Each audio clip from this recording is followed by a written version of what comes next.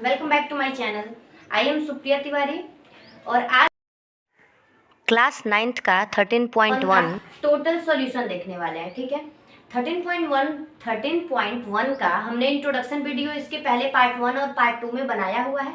ठीक है, अब हम इसमें 13.1 का टोटल सॉल्यूशन देखते हैं। ठीक है, इस वीडियो को स्टार्ट करने से पहले आप मेरे चैनल को लाइक, सब्सक्राइब और शेयर कर दे।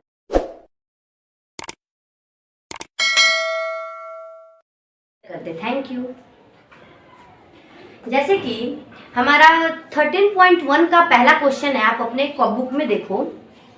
13.1 का पहला क्वेश्चन है 1.52 मीटर लंबा और 1.25 मीटर चौड़ा और 65 सेंटीमीटर गहरा प्लास्टिक का एक डिब्बा बनाया जाना है।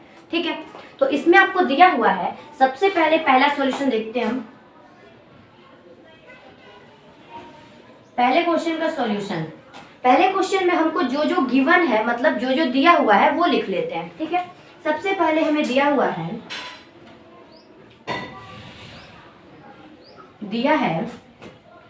सबसे पहले आप में इसकी लंबाई, लेंथ मतलब लंबाई, आपको पता है ना, लंबाई दी हुई है 1.5 मीटर। ठीक है, उसके बाद से हमारी चौड़ाई, ब्रेड्थ दी हुई है 1.25 मीटर। मैं इसको लिख देती हूँ L, मतलब आपको मैं लंबाई लिखती हूँ, लंबाई चौड़ाई। ओके, और फिर आपको इसका गहराई जो दिया हुआ है ना, उसको हम ऊंचाई समझेंगे। ठीक है, तो हमारा गहराई H दिया हुआ है 65 सेंटीमीटर ऊंचाई। ठीक है, एक चीज देखो, ये हमारा मीटर में है, ये हमारा मीटर में, ये हमारा सेंटीमीटर में है। ठीक है, इसको हम मीटर में चेंज कर लें। जब हम इसको मीटर में चेंज करेंगे तो ये हमारा 0.65 हो जाएगा। ठीक है, आप इसको जब सेंटीमीटर को मीटर में चेंज करोगे तो ये हमारा 0.65 मीटर हो जाएगा। अब इसमें दिया हुआ है, हमने जो जो दिया हुआ है वो लिख लिया। ठीक है, सबसे पहले हमने लंबाई, चौड़ाई और ऊंचाई तीनों हमने लिख लिया। अब हमें दिया हुआ है कि एक डिब्बा बनाए जाने हैं, इतने लंबाई, इतनी चौड़ाई और इतनी ऊंचाई का एक हमने डिब्बा बनाना है। ठीक है, और जो डिब्बा होगा उसको हमने ऊपर से खुला रखना है। तो जो हमारा डिब्बा होगा वो घनाभकार बनेगा, है ना, घनाभकार ऐसे बनेगा।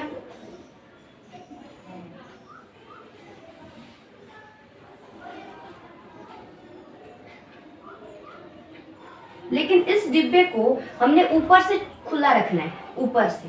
ठीक है, तो इसका कह रहा है सबसे पहले डिब्बा बनाने के लिए आवश्यक प्लास्टिक शीट का क्षेत्रफल।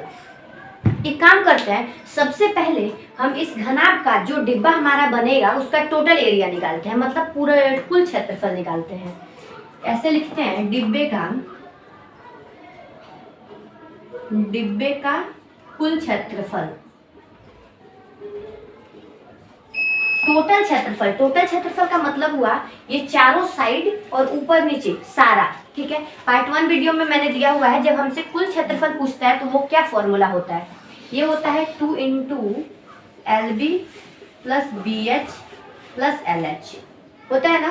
तो इसको हम ऐसे कर देंगे, 2 × LB, L हमारा ये है, B हमारा ये है, 1.5 × 1.25 प्लस B × H, तो B हमारा हो जाएगा 1.25 × H हमारा है 0.65 प्लस L हमारा है 1.5 × 0.65। अब इसका मल्टीप्लाई करो। अब देखो, ये दोनों का जब हम मल्टीप्लाई करेंगे तो हमें ये मिल जाएगा। ठीक है, आप मल्टीप्लाई करके देखो, इन दोनों का मल्टीप्लाई करेंगे तो ये मिलेगा, इन दोनों का मल्टीप्लाई करेंगे तो ये मिलेगा, इन दोनों का मल्टीप्लाई करेंगे तो ये मिलेगा। ठीक है, अब इस तीनों को हम जोड़ देंगे, तीनों को जोड़ने के बाद हमें ये मिला, फिर इसमें 2 से मल्टीप्लाई करेंगे तो हमें मिल गया ये 3.325। ये हमें किसका क्षेत्रफल मिला हुआ है, ये हमें इस डिब्बे के संपूर्ण पृष्ठ का क्षेत्रफल मिला हुआ है, मतलब चारों साइड और ऊपर और नीचे टोटल का। लेकिन हमें क्वेश्चन में कह रखा है कि हमें ऊपर से खुला रखना है। ठीक है, मतलब ऊपर से कवर नहीं होगा। ऊपर का अगर हम क्षेत्रफल इसमें से घटा दें तो हमें इसका क्षेत्रफल मिल जाएगा। ठीक है, तो हम यहाँ पे निकालते हैं साइड में, डिब्बे के डिब्बे के ऊपर के छत्र का क्षेत्रफल। इस डिब्बे में जो ऊपर है ये हमारा आयत है, ठीक है। आयत में हमारा ये हो गया L और ये हमारा हो गया है B। तो आयत का क्षेत्रफल क्या होता है? L गुणे B। तो L गुणा B हमारा होगा, L है 1.5 मल्टीप्लाई B हमारा हो जाएगा 1.25। इसका मल्टीप्लाई करके लिखो। अब डिब्बे के ऊपर का क्षेत्र जो है उसका क्षेत्रफल हमारा लंबाई गुणे चौड़ाई, मतलब ये आयत है, ठीक है। आयत में जब हम इसका मल्टीप्लाई करेंगे तो ये हमारा 1.875 हो जाएगा, ठीक है। अब देखो, अब हम यहाँ पे लिखते हैं इसलिए आवश्यक क्षेत्र का क्षेत्रफल।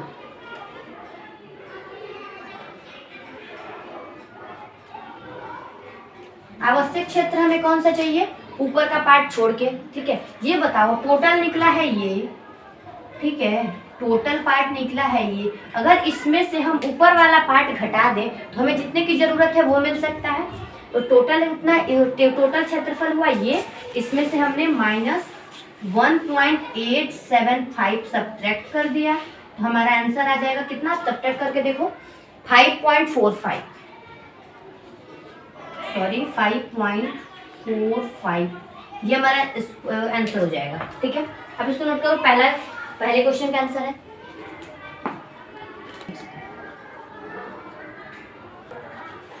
इसी में आपका दूसरा क्वेश्चन है, इस सीट का मूल्य यदि 1 मीटर स्क्वायर सीट का मूल्य 20 रुपया है तो आपको दाम बताना है, ठीक है। तो इसमें दिया हुआ है, सेकंड में दिया है 1 मीटर स्क्वायर सीट का मूल्य कितना है? 1 मीटर स्क्वायर सीट का मूल्य है 20 रुपए, ठीक है।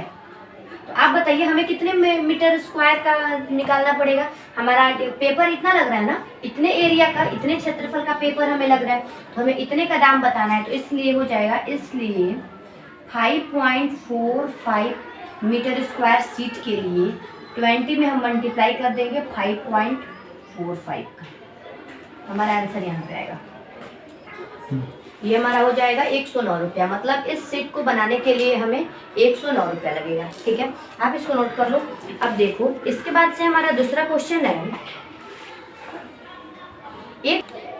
अब दूसरा क्वेश्चन देखते हैं। दूसरा क्वेश्चन हमें दिया हुआ है, एक कमरे की लंबाई, चौड़ाई और ऊंचाई क्रमशः 5 मीटर, 4 मीटर और 3 मीटर है, ठीक है।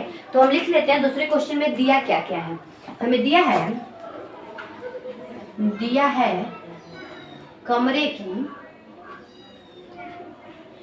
की ऊंचाई हमें दे रखी है, लंबाई, कमरे की लंबाई हमें दे रखी है, लंबाई है 5 मीटर, चौड़ाई है 4 मीटर और ऊंचाई है 3 मीटर, ठीक है। और कह रहा है कि अगर 7.50 प्रति मीटर की दर से, मतलब हुआ कि 1 मीटर स्क्वायर पेंट कराने के लिए 7 रुपया 50 पैसा आपका लग रहा है, तो इस कमरे की दीवारों और छत पर सफेदी कराने का व्यय ज्ञात कीजिए। इसमें कह रहा है हमारा रूम जो भी होगा वो हमारा घनाभागार होगा, ठीक है। तो कह रहा है इसकी लंबाई ये है, चौड़ाई ये है और ऊंचाई ये है, हमें इस पे सफेदी पेंट कराना है, ठीक है। तो इसमें कह रहा है पेंट हमें चारों दीवार और ऊपर के पार्ट पे कराना है, सफेदी हमें नीचे नहीं कराना, ठीक है।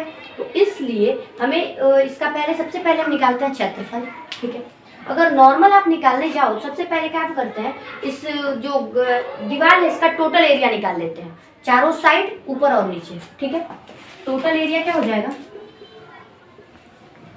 टोटल कुल क्षेत्रफल लिखते हैं, कुल क्षेत्रफल हमारा हो जाएगा दीवार का हमारा कुल क्षेत्रफल हो जाएगा 2 × LB + BH + LH। तो 2 × LB 5 और 4 का मल्टीप्लाई करते हैं 20 + BH 12 + और LH 15। अब ये करते हैं 2 इंटू ये ऐड करते हैं 47, ठीक है।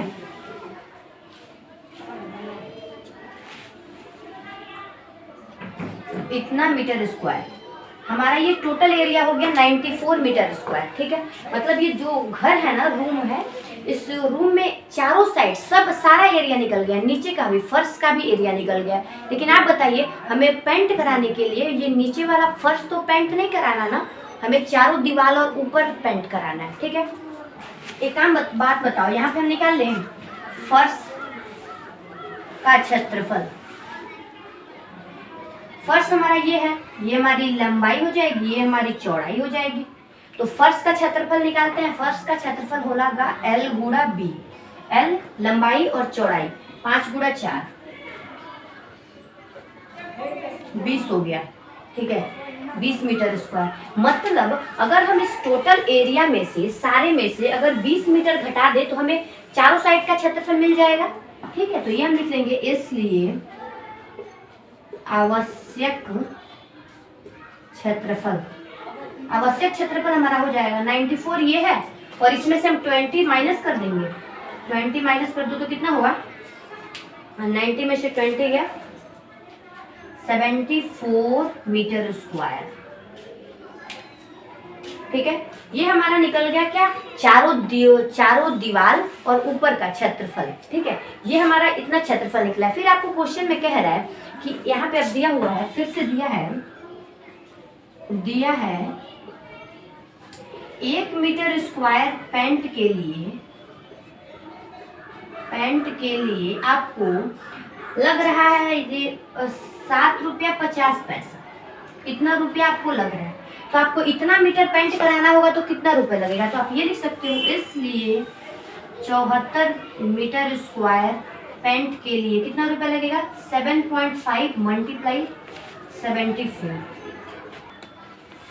अब देखो 74 मीटर स्क्वायर पेंट के लिए हमें कितना रुपए लगेगा, 555 रुपए, ठीक है। इसके लिए अगर आपको ये समझ में नहीं आया तो इसमें मेन आपसे यही पूछ रहा है ना कि हमें इस दीवार को पेंट कराना है जिसमें फर्श नहीं चाहिए, ठीक है, फर्श को पेंट नहीं कराना है। तो हम यहाँ पे क्या किए हैं, सबसे पहले टोटल एरिया निकाल लिए हैं, चारों ऊपर नीचे और चारों साइड का, ठीक है। उसमें से हमने नीचे फर्श का क्षेत्रफल निकाल के उसमें से सब्ट्रैक्ट कर दिया, घटा दिया है, तो हमारा निकल गया है 74 मीटर स्क्वायर, ठीक है। इसमें हमने 750 से मल्टीप्लाई कर दिया तो आ गया मेरा 555।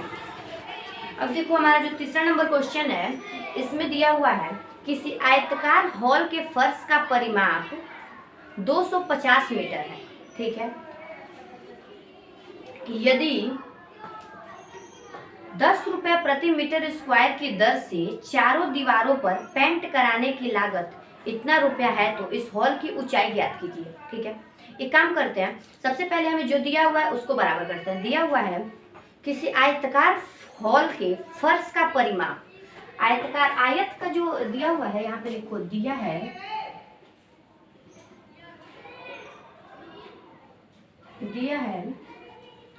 आयताकार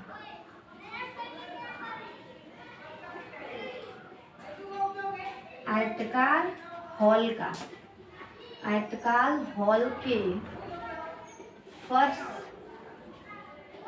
का परिमाप, यहाँ पे लिखते हैं,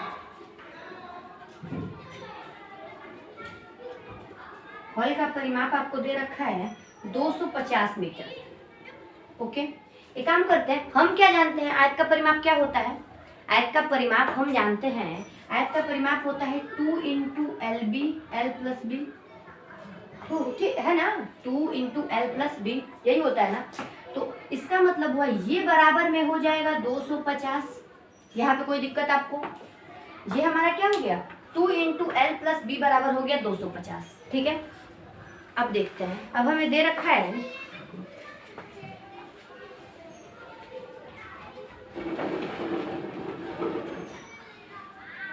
अब हम निकालते हैं, सबसे पहले हमें इसमें निकालना क्या है, दीवालों पर, बस हमें ये चारों दीवालों पर पेंट कराना है। दे रहा है 10 रुपये प्रति मीटर की दर से चारों दीवारों पर पेंट कराने की लागत। जब हमें चारों दीवार पर पेंट कराना है, इसका मतलब ये हुआ हमारा एक ये साइड, एक ये साइड और एक आगे का दीवार और एक पीछे का दीवार, मात्र 4 दीवार हमें पेंट कराना है। चारों हमारा क्या होगा आप बताओ? चारों आयताकार है ना, तो ये हमारा हो जाएगा, चारों यहीं से लिखेंगे, इसलिए चारों दीवार का क्षेत्रफल, दीवार का क्षेत्रफल, चारों दीवार मतलब यही हुआ घनाभ का पार्श्वीय पृष्ठीय क्षेत्रफल। दिखाई थी ना मैं, पार्श्वीय पृष्ठीय क्षेत्रफल कैसे निकालते हैं? पार्श्वीय पृष्ठीय क्षेत्रफल में ऊपर और नीचे का नहीं निकालते हैं, बाकी चारों साइड का निकालते हैं। ठीक है, अगर आप इसको निकालने जाओ तो ये हमारा हो जाएगा L गुणा B, ये हो जाएगा LB, और इस साइड भी LB है, इस साइड LB, तो 2LB प्लस, अगर हम आगे का निकालेंगे तो L और H, LH आगे और पीछे का मिला के 2LH, इसमें से 2 कॉमन ले लेंगे तो LB प्लस LH। ठीक है, अब हम काम करते हैं, इसमें से आप एक चीज बताओ, ये कॉमन ले सकते हैं, L दोनों में दिख रहा है ना, L बाहर निकाल लें, तो अगर हम इसमें से 2 इंटू L निकाल लेंगे तो B प्लस H हो जाएगा। ओके,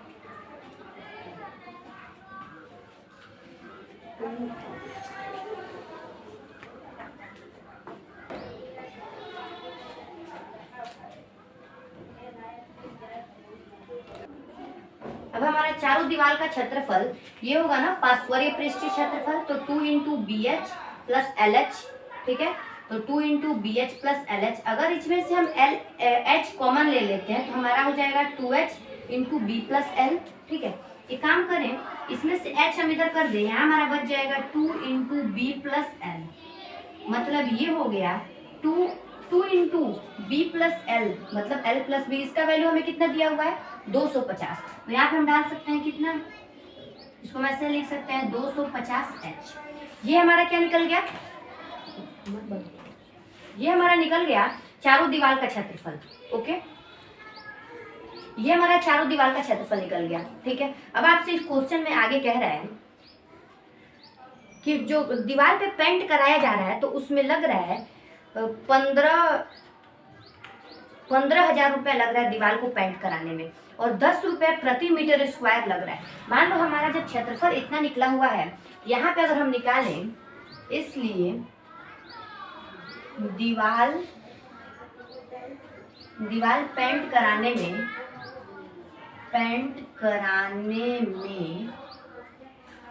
कितना रुपया लगेगा आप बताओ? देखो 1 मीटर यहाँ पे दिया हुआ है ना, 1 मीटर स्क्वायर करने में कितना रुपया लग रहा है? 10 रुपये लग रहा है। 1 मीटर स्क्वायर पेंट कराने के लिए 10 रुपये लग रहा है, तो इतना मीटर स्क्वायर पेंट कराने के लिए कितना लगेगा?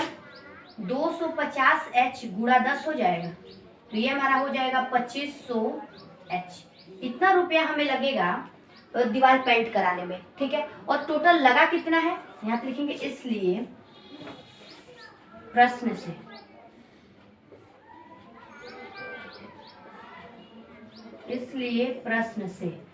में हमें कह रखा है इसमें लगा, हमने निकाला इतना रुपया लगा है। ठीक है, और क्वेश्चन कह रहा है इसमें लगा है 15,000 रुपए, दोनों को बराबर किए, अब हमारा H बराबर हो जाएगा 15,000 बाई में कर देंगे 2500,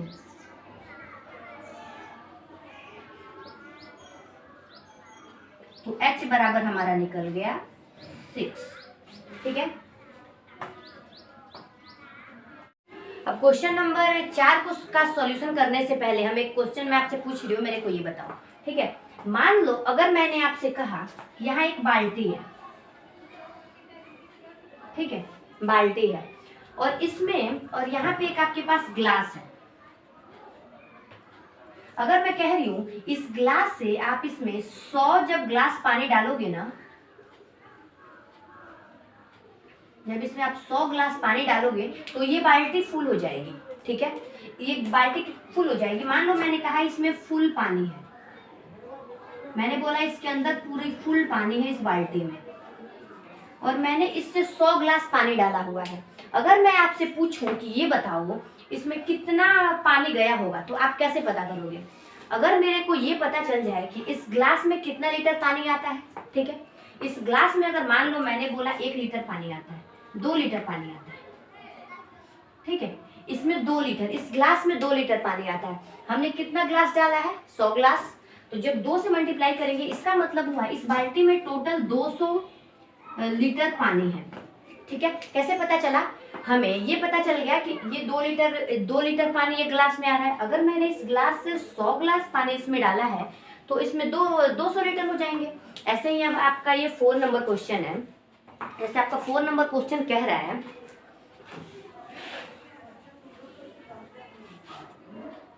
आपका 4 नंबर क्वेश्चन कह रहा है किसी डिब्बे से भरा हुआ पेंट इतना मीटर स्क्वायर के क्षेत्रफल पर पेंट करने के लिए पर्याप्त है। एक डिब्बा है, ठीक है, डिब्बे में पेंट भरा हुआ है, पेंट इतना है ना कि अगर कोई 9.375 मीटर स्क्वायर जगह हो, इतने को पेंट कर सकता है। उस डिब्बे में इतना पेंट है कि इतने मीटर स्क्वायर जगह को वो पेंट कर सकता है। अब देखो, अब कह रहा है इस डिब्बे के पेंट में पहले दिया हुआ है 22.5, तो इसको हम मानते हैं, सबसे पहले लेते हैं लंबाई, बोलते हैं पहले वाले को 22.5, चौड़ाई हमारा हो जाएगा 10 सेंटीमीटर और ऊंचाई हो जाएगा हमारा 7.5 सेंटीमीटर।